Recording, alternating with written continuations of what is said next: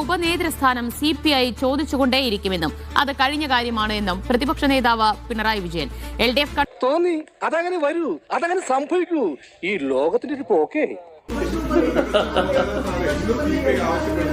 ഏത് അതെല്ലാം കഴിഞ്ഞ കാര്യമാണ്. അതിനെപ്പറ്റി ഒന്ന് ആലോചിച്ച് നിങ്ങൾ ബുദ്ധിമുട്ടുണ്ട്. കാറ്റൊന്നു മാറി വീശിയാൽ ഏത് നിമിഷവും മെത്രാനാകാവുന്ന ഒരു പുരോഹിതനാണ് ഞാൻ. ആ ഓർമ്മ വേണം. അതൊക്കെ പറഞ്ഞുകൊണ്ടിരിക്കും.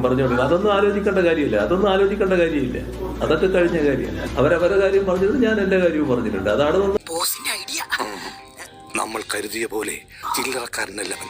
ഇനി നമ്മൾ കൂടുതൽ കെയർഫുൾ ആവും. മുന്നണിയിലൊന്നും നിൽക്കുന്ന വിഷയമല്ല. അതൊന്നും മുന്നണി ചർച്ച ചെയ്യേണ്ട കാര്യമല്ല.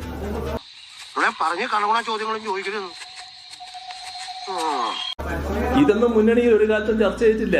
മുന്നണിയിലൊക്കെ നിയതമായ ചില നടപടിക്രമങ്ങളുണ്ട്, കീഴ്വഴക്കങ്ങളുണ്ട്. അതിൽ നിന്നും വ്യത്യസ്തമായിട്ടൊന്നും മുന്നണി പോകില്ല. അത് കണ്ടാൽ മതി. കണ്ടില്ലേ, അതാണ് മന്ത്രത്തിന്റെ സിദ്ധി. എല്ലാരും ഒന്ന് കരുതിയിരിക്കുന്നത് നല്ലതാ. അറിഞ്ഞിടത്തോളം അവൻ ചില്ലറക്കാരനാണെന്ന് തോന്നില്ല.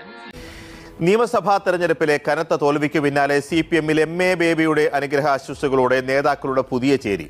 പിണറായി വിജയന്റെയും പാർട്ടി സെക്രട്ടറി MV ഗോവിന്ദന്റെയും നിലപാടുകളെ പാർട്ടിക്കകത്ത് തുറന്നെതിർത്താണ് പൊതുവിഭാഗം ശക്തിപ്പെടുന്നത്.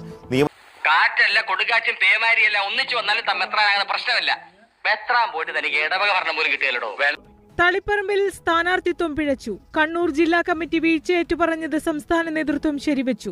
ഇത്രയും വിശദീകരിച്ചാണ് MA ബേബി MV ഗോവിന്ദനെതിരായ ഉൾപാർട്ടി വിമർശനത്തിന് അടിവരയിട്ടത്. ഞാൻ പറഞ്ഞില്ല, തോറ്റതിന്റെ ചമ്മല് മാറിയിട്ടില്ല. മലപ്പുറത്ത് EMSന്റെ ലോകം ദേശീയ സെമിനാറിൽ CPM ജനറൽ സെക്രട്ടറി പറഞ്ഞു നിർത്തിയതിന് തൊട്ടു പിന്നാലെ MV ഗോവിന്ദനും പിണറായി വിജയനും ഒരേ സ്വരത്തിൽ തള്ളിപ്പറഞ്ഞു. ഏതെങ്കിലും വ്യക്തികളെ സംബന്ധിച്ചിടത്തോളം പ്രത്യേകമായി പരാമർശിച്ചിട്ടില്ല.